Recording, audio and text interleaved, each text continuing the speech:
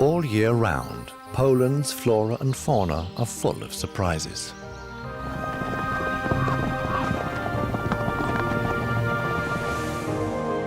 From the mountains of the Tatra in the south to one of the largest swamp regions in Europe. From the stork country of Masuria to the desert-like dunes of the Baltic coast.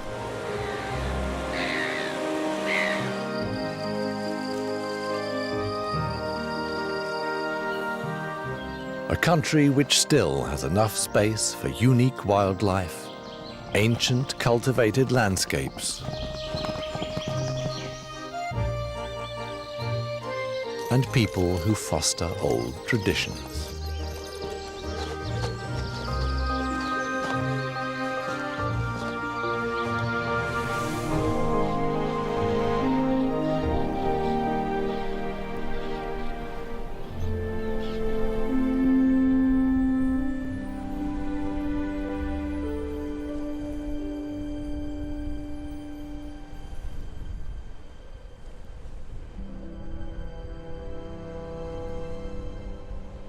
The mountains are still in the grip of winter. To the south, peaks up to 2,500 meters high dominate Poland. Icy winds lash the ridges of the Tatra, part of the Carpathian Belt and the smallest area of high mountains in the world.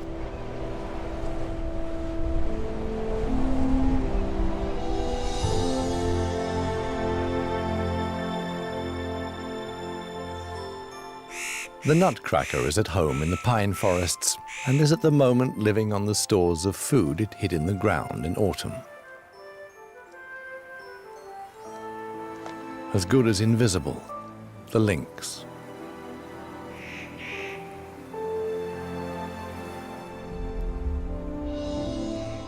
The roof of Poland, parts of which are still untouched by human contact.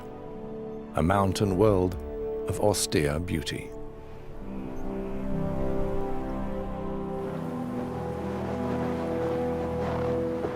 Few animals manage to brave the icy East Polish winter. Bison are protected by their thick, shaggy coats. These mighty descendants of ancient cattle have adapted to the harsh climate over thousands of years. They've found a new home on the border to Belarus.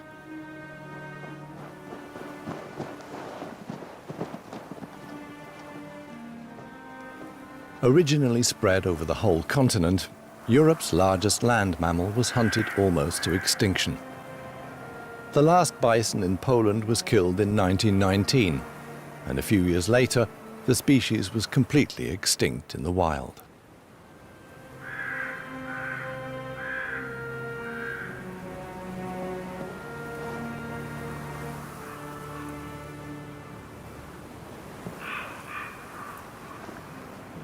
"60 years ago, the first bison were released again. All the specimens living today are descendants of 12 captive animals.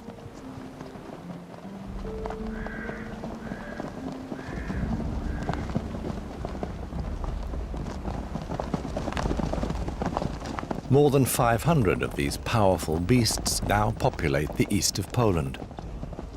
They tend to avoid the company of humans. The long winters in Poland are relentless.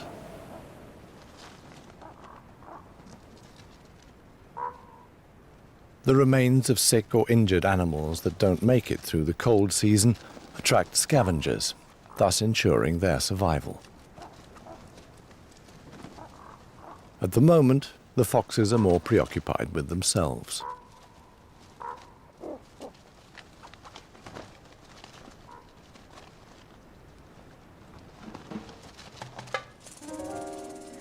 The ravens hastily gulp down what they can get.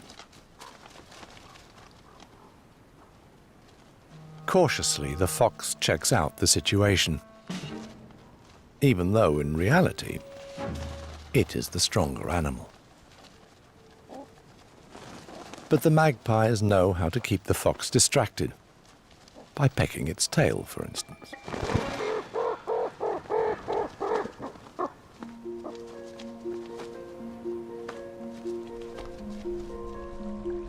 an icy idyll. The countryside is still in its winter torpor, with daytime temperatures between -20 and -30 degrees Celsius.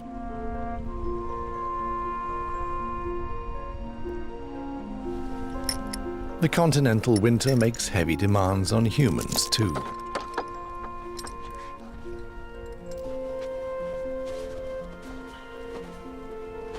Once a week, the farmer fetches hay for his horses, which even today are indispensable.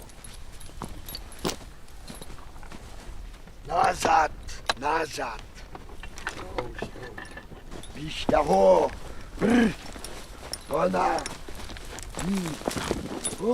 Life out here is simple. Those still living on the land have learned to adapt. For a country with economic aspirations, some parts of Poland seem to be caught in a time warp. But there are still people living here who follow ancient traditions.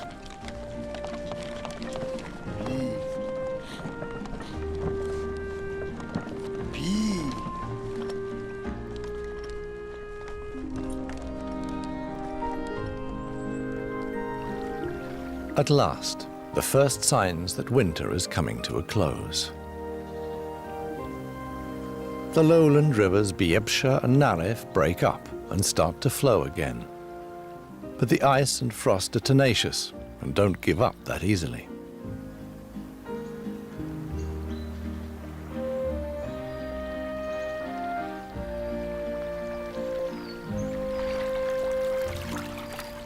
The beaver knows how to deal with such wintry conditions, at least most of the time.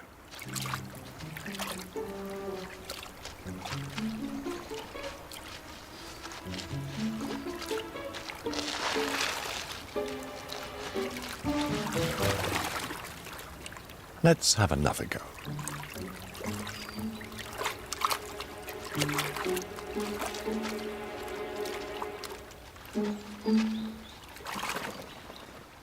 The morning's hygiene routine can begin.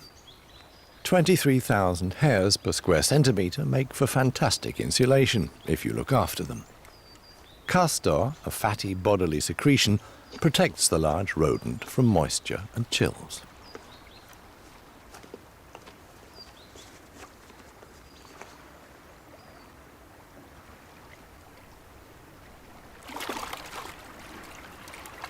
The beaver's neighbours are a mother otter and her two almost adult offspring.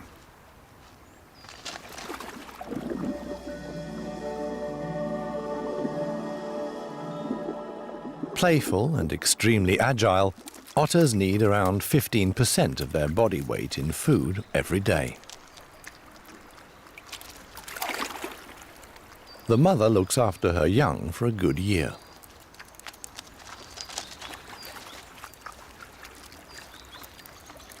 Then comes the parting of the ways.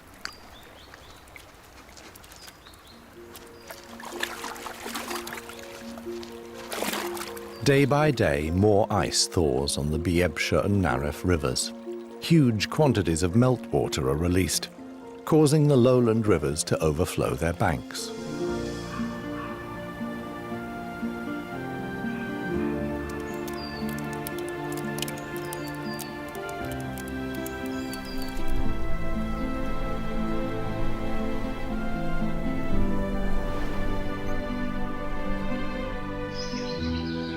Colourful blooms at last, wood anemones and liverwort.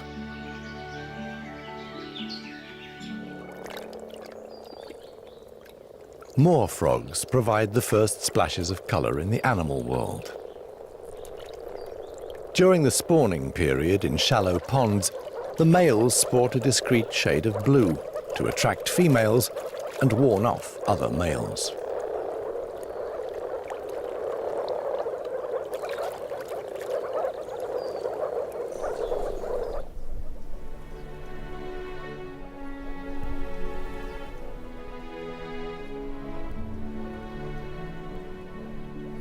The flooded areas on the Narew and its tributary, the Biebsza, are increasing by the day. Half water, half land, wild and untamed.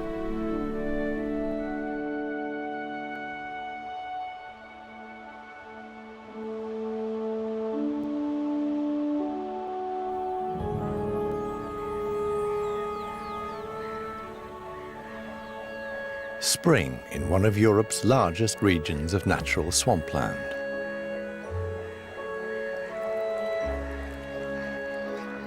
During the night, more migratory birds have arrived. This ornithological paradise is beginning to fill up.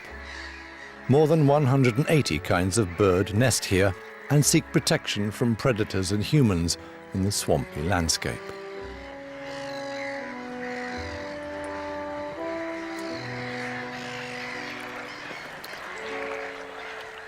There's room for both everyday species like the raucous black-headed gulls and rarities like the imposing great white egrets, whose numbers are growing year by year.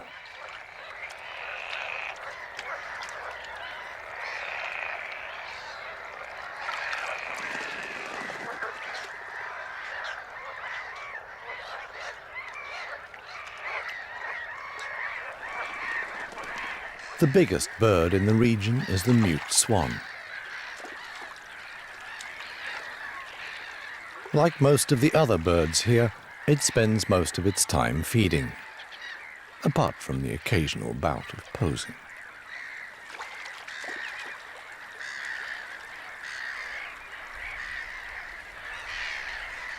The wealth of insect life on the marsh marigolds carpeting the area attracts flocks of black-headed gulls.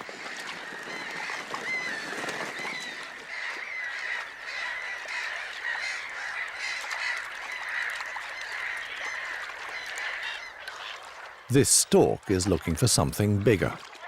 The toad's mating cries have given them away. But the stork only wants to snack on a few leeches.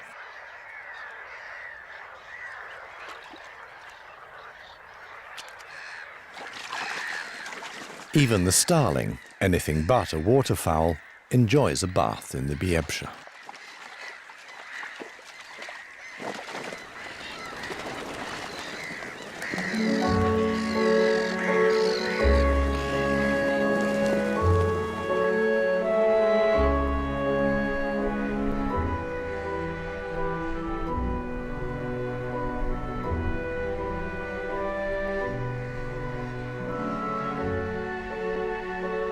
Every day, new species arrive in Poland's Amazonia. The ruffs are among the last, back from spending the winter in the dry Sahel region of Africa.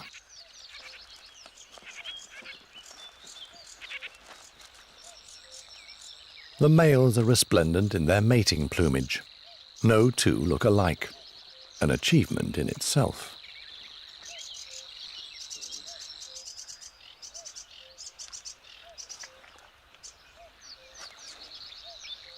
There are few species of bird where the show is quite so important.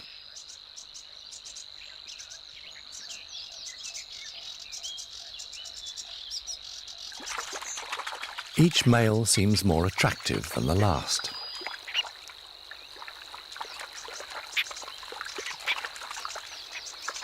Full of nervous excitement, they present themselves to the hens in the mating arena. In the rough world, it's the females that get to choose.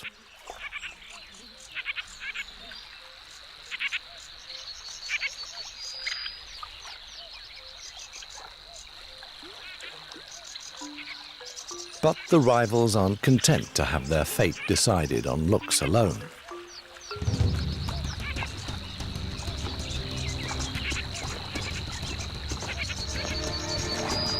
With powerful wing beats, well-aimed kicks and stabs of the beak, the males aren't afraid to use all the weapons at their disposal.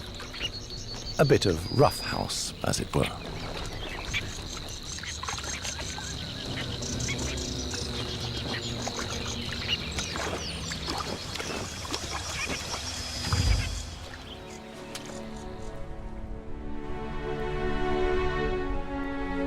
Poland's largest national park on the Biebsche covers 600 square kilometers. Settlement was never an issue. Here and there, the landscape is dotted with farms.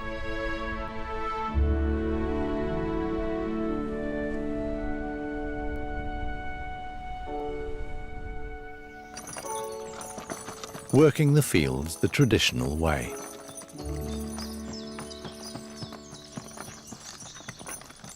The people that live here have a deep-rooted relationship with the countryside.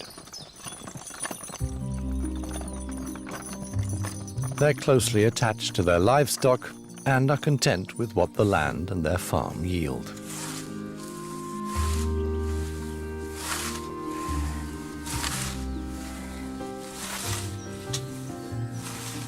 They sustain the old cultivated landscape and provide for themselves and their animals, summer and winter. A modest existence, but an unhurried one.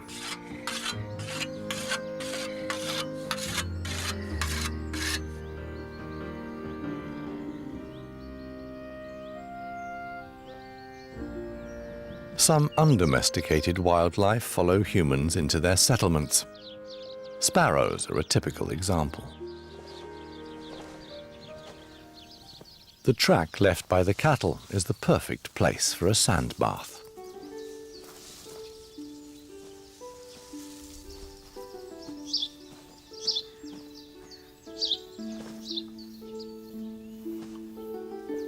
The slow-motion replay reveals just how thorough and skillful the sparrow's toilette is, as it both cleans and gets rid of parasites in their plumage, and is obviously not just hard work.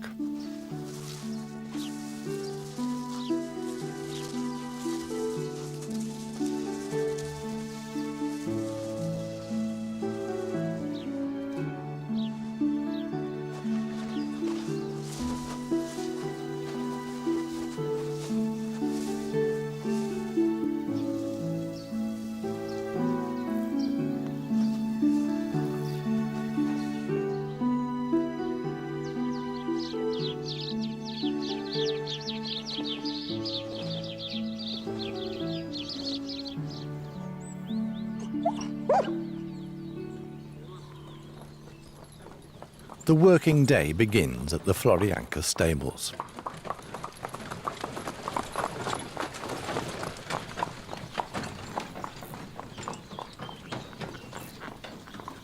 Here the focus is on ponies, on conics to be exact.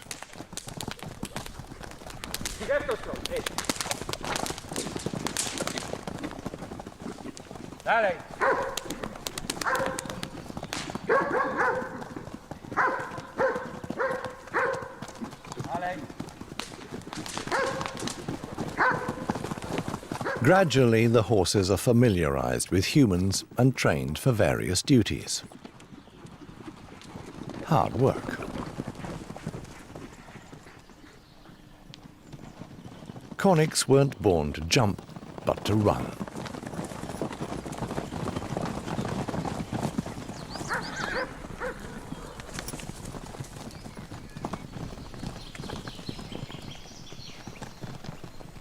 The conic, or little horse, is a race of pony from Central and Eastern Europe. Small, but surprisingly powerful and lively. In Poland, the land of horses, stables have a long tradition. Florianca is still relatively new, having been founded in 1995.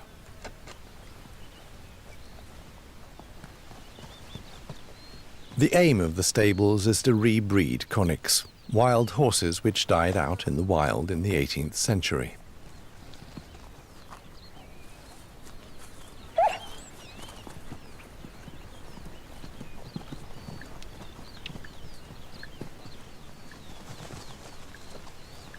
Conics are known for their undemanding nature, longevity, and above all, robustness, making them ideal working animals. The ponies could live outside all year round, but in Florianca they're brought inside in the evening.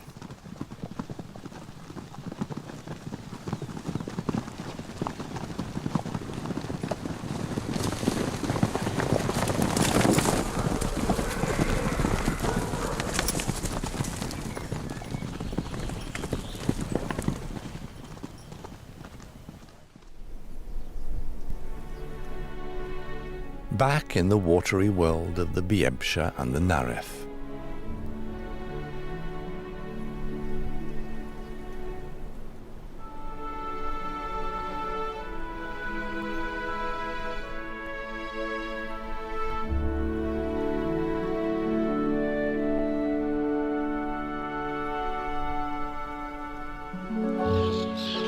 At this time of year, the swamps are full of life.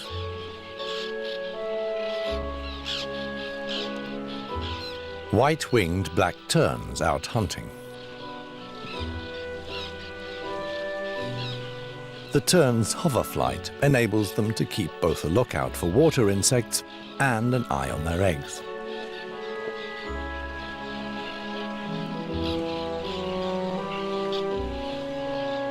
Their nests are inconspicuous, but the decisive aspect here is the fact that they float.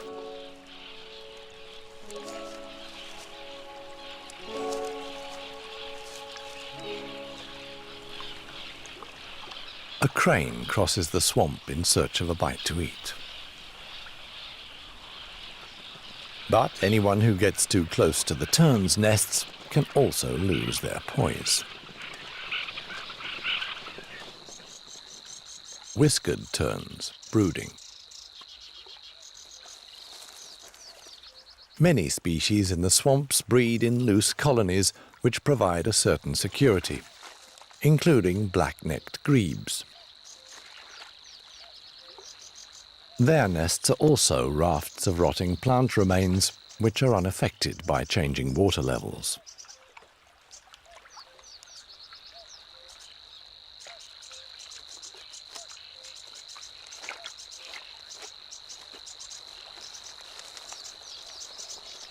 Glowing red eyes and bronze ear tufts are their characteristics.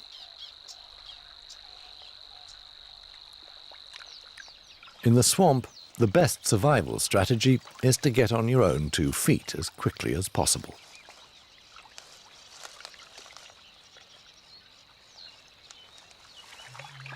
A few hours ago, this little crane was still in its egg.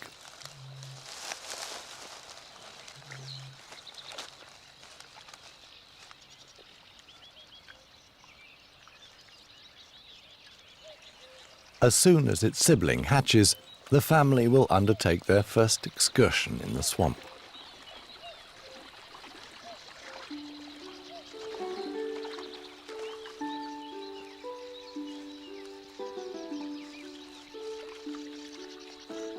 The black-necked grebes and whiskered terns have also produced offspring.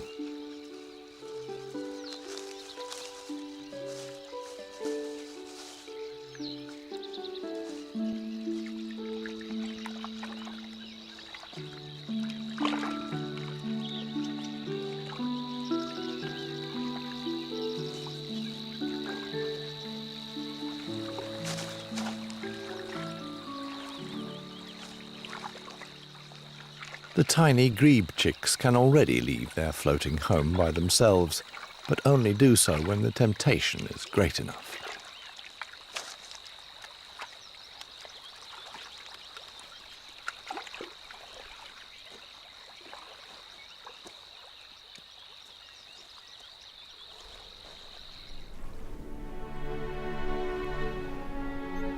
Every year, according to water levels, Biebsha and Narew give the countryside a new face. 2 rivers that are still allowed to make their own way.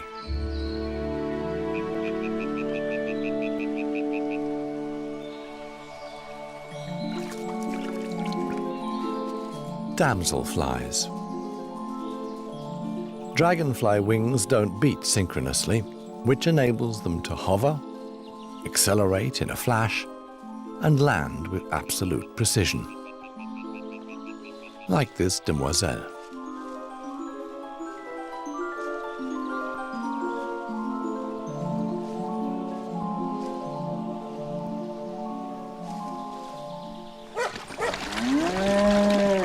The wildlife has adapted to the changing water levels, as have the cattle from the village of Prostovo, the way it's been for centuries. Today the cows are leaving their shed for the first time this year. Various farmers drive their stock together to the nearby Biebsche.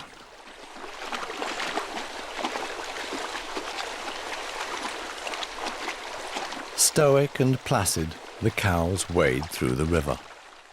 Today they're accompanied, but in future they'll make their own way.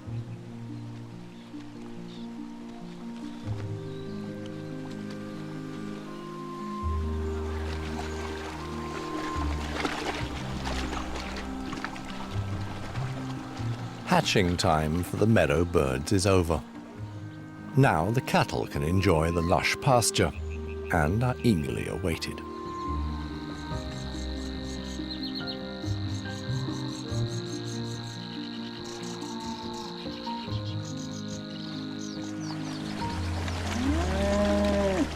The cows keep the vegetation short. This natural form of agriculture benefits birds like the black-tailed godwit and many other animals.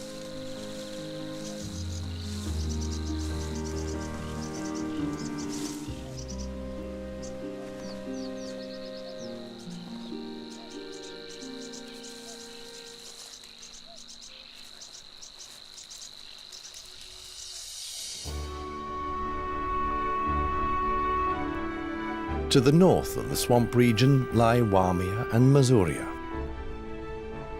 extensive forests and Poland's biggest lake district.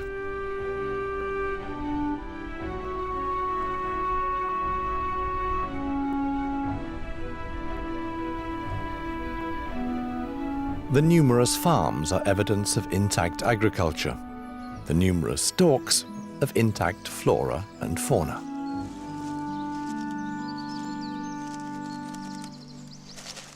One in 4 storks is a Pole, the locals say with pride, as 25% of the world's stork population of 50,000 breed in Poland, on top of church towers, barns and farmhouses.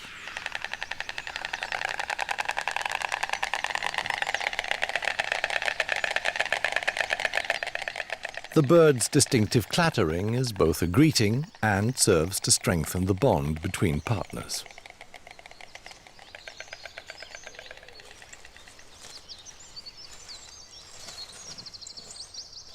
According to popular belief here, white storks symbolize good luck and parental care and are responsible for bringing human babies. Wherever storks live, nature and agriculture are still in harmony, and there is food in abundance.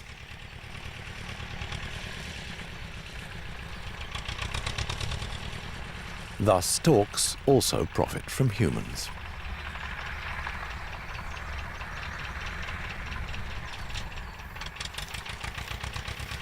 Spotted susliks too.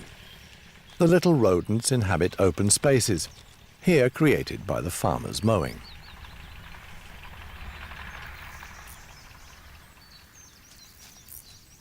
Susliks live in family groups and spend most of the time looking for food or eating. They like cereals and grasses.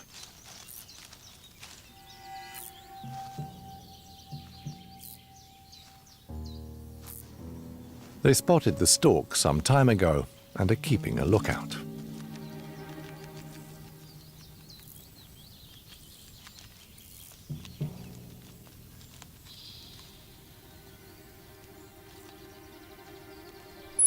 A shrill whistle serves as a warning signal, but the stork is a safe distance away.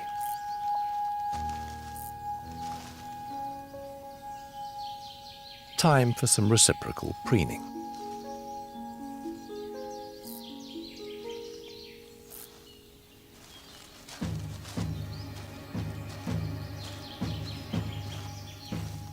Susliks have underground burrows into which they can disappear instantly at the first sign of danger.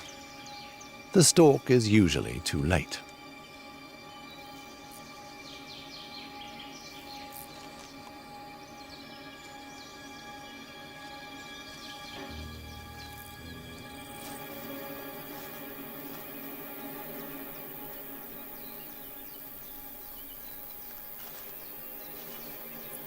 But storks possess a quality sadly lacking in susliks. They have patience. Infinite patience.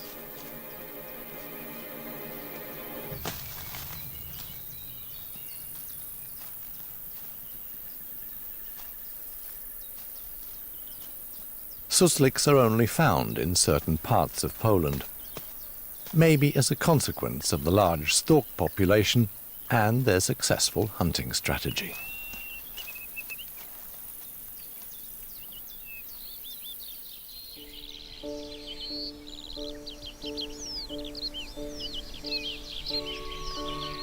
Summer in Masuria.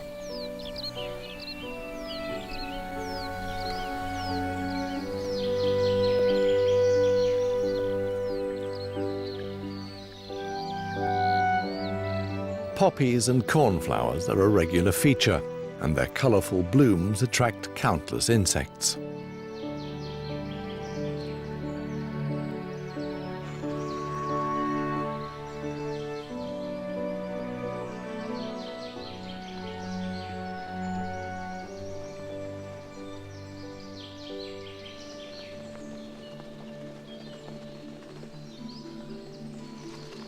Many animals profit from the wealth of six-legged life, like the hoopoe. Its young are fed a steady stream of crickets and other insects.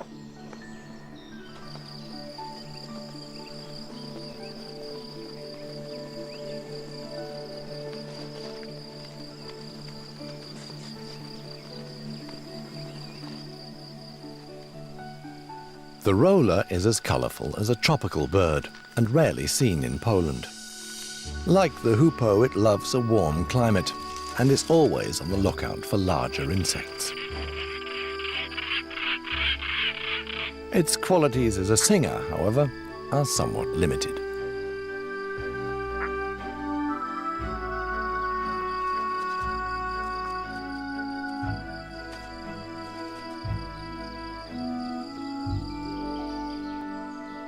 Rollers can impress by their looks alone.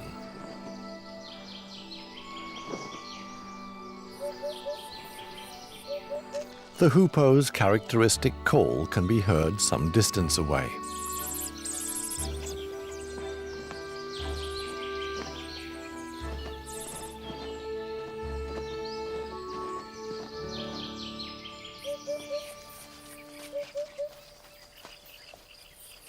On the edge of the field live a family of foxes.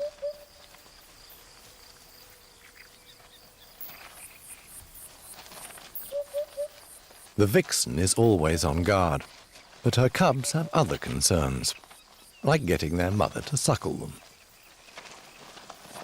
This phase lasts 6 weeks.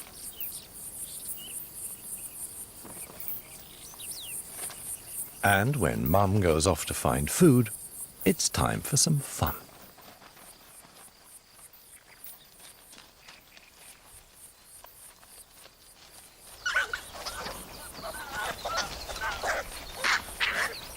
The cubs use all of the sandhill to mock fight and scrap.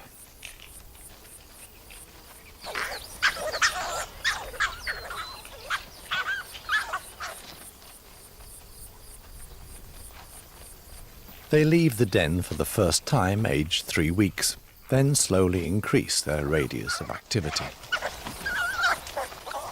For the moment, their world is just one big adventure playground.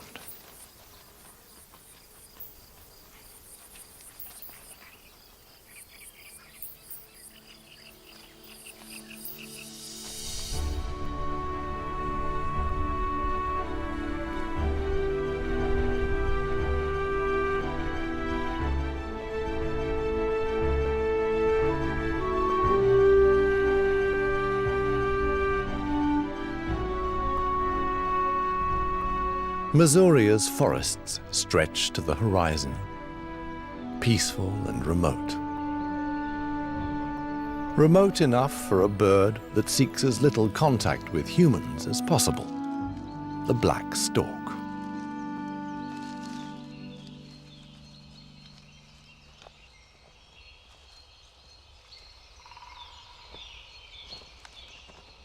In stark contrast to their white relatives, black storks lead hidden lives, high up in the trees. But, like their white cousins, they reuse their nests for years.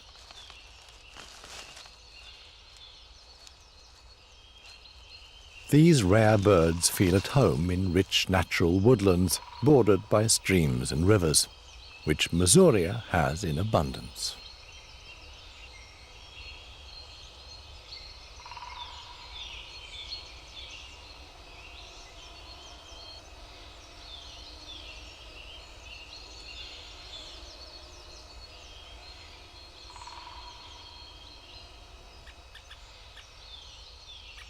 Next door, a young white-backed woodpecker clamours for food. These birds are typical inhabitants of the Russian taiga, their main area of closed distribution, whose western tip lies in Poland.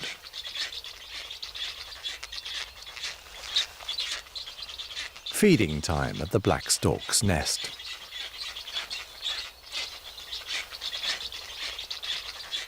A 1,000 pairs live in Poland, the largest population in Europe.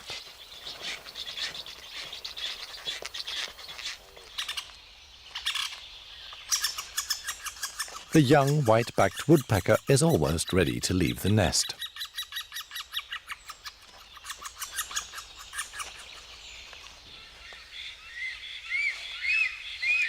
The young black storks still have some way to go. In comparison to their white cousins, black storks clatter very quietly, but have a larger repertoire of other calls and quiet songs.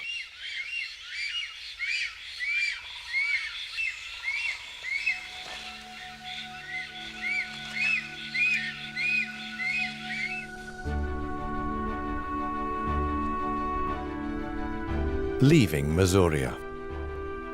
In the north of Poland, the forests extend right up to the Baltic.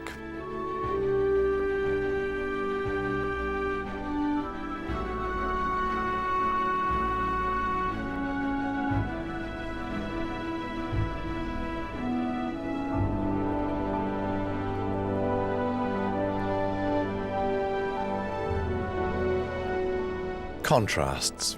Lush green up to the seaside, and large dead trees, suffocated by sand.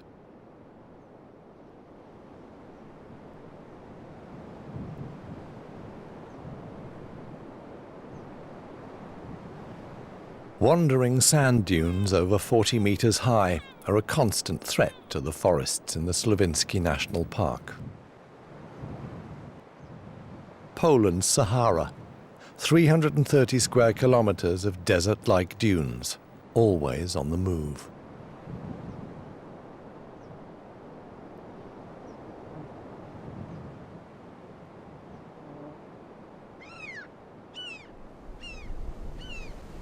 The sand comes from the sea and is banked up and transported by the westerly winds.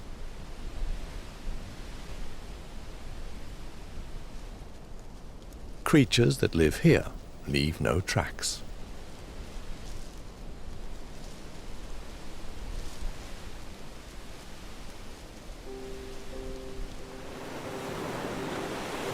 The sand is constantly resupplied by the Baltic. Quietly, almost unnoticed, the sea keeps Poland's desert alive.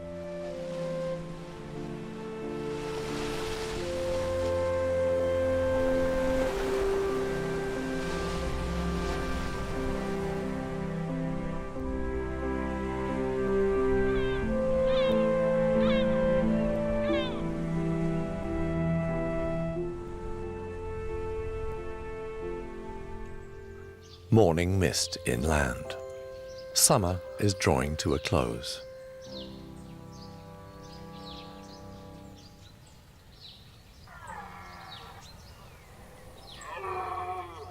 Loud roaring coming from a forest clearing can only mean one thing. It's mating time for the red deer. The younger animals have no part to play. The stage is set for the larger, experienced stags. They have only one thing on their minds: procreation.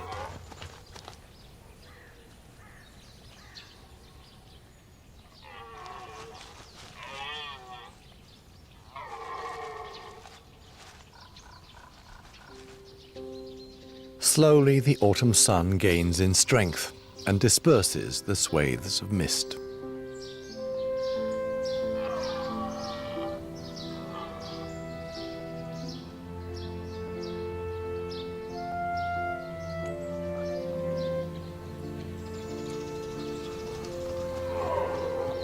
Full of hormone-fueled energy, the senior stags are always on the move.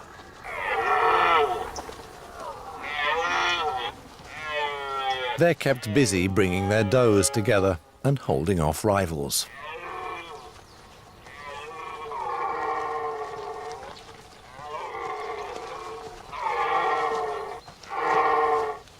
The mating season takes a lot of strength, with the stags losing up to a quarter of their weight.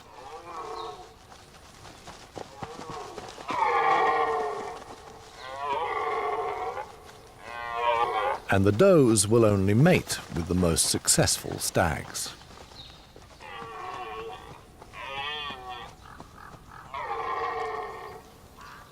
A stag of a completely different kind, an elk. It uses the autumn to put on reserves of fat before food becomes scarce again.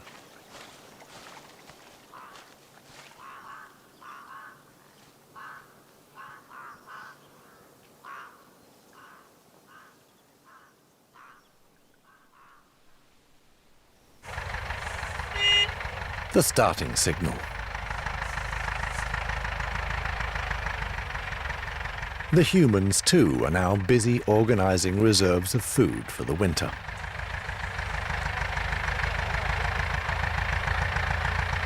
A whole troop of rustic characters set off.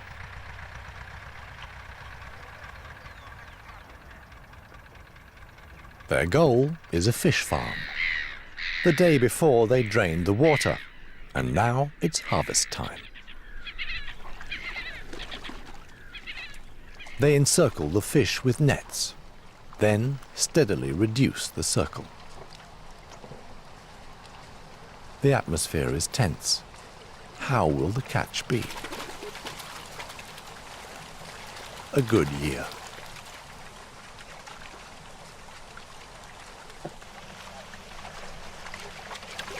Everyone gets stuck in, and there's plenty to go round.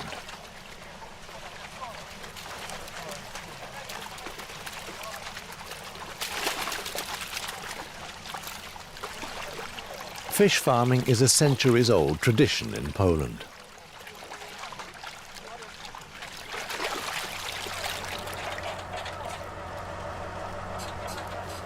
The men are old hands.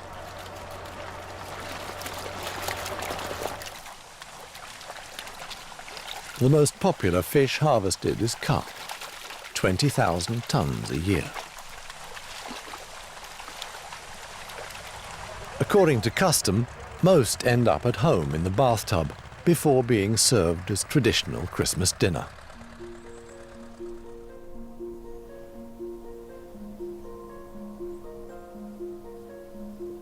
The first frosty night gives the landscape a new look.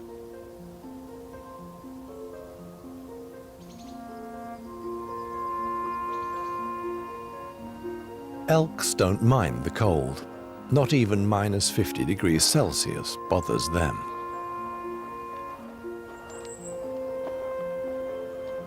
In the middle of the 20th century, elks here were almost extinct. Today there are once more several thousand of these impressive beasts in Polish forests. And even if the icy temperatures aren't a problem, the lack of greenery in the winter forces them to eat bark and brushwood.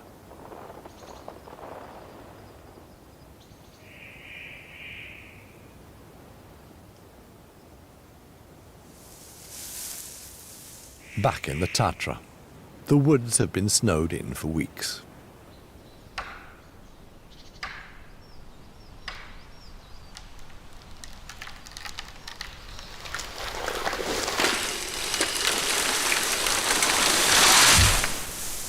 With more than a quarter of the country covered in forest, wood is an important raw material.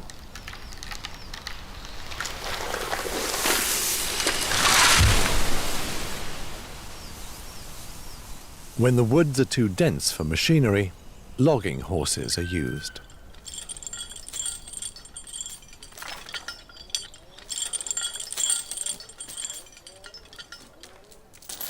A traditional and at the same time progressive way of working, as it avoids damage to both ground and trees.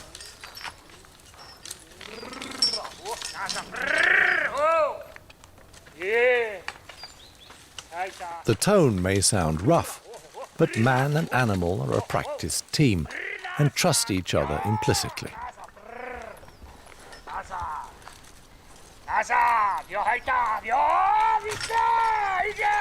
The horses rely on the calls of the woodsman, and he relies on them.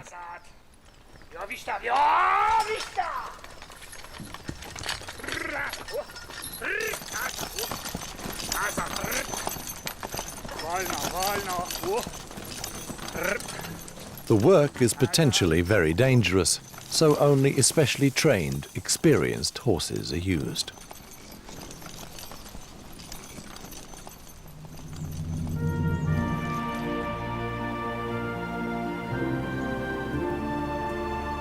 Ancient forests and snowy mountainsides. The Tatra, with its prominent peaks and craggy ridges, is only one facet of Poland, the country with one of the richest varieties of wildlife in Europe.